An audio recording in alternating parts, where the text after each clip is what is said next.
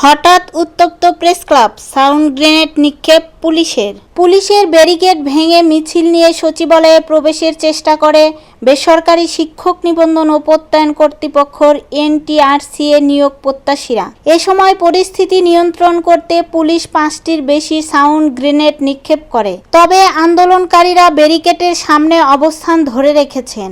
রোববার 15 জুন দুপুর 1:25 দিকে জাতীয় প্রেস ক্লাব এলাকায় এ ঘটনার সূত্রপাত হয়। প্রসঙ্গত, বাংলাদেশ সচিবালয় এবং প্রধান উপদেষ্টার সরকারি বাসভবন যমুনা ও পার্শ্ববর্তী এলাকায় যে কোনো প্রকার সভা সমাবেশ, গণজামায়াত, মিছিল ও শোভাযাত্রা ইত্যাদি নিষিদ্ধ করে গত 8 জুন গণবিজ্ঞপ্তি জারি করে ঢাকা মেট্রোপলিটন পুলিশ ডিএমপি।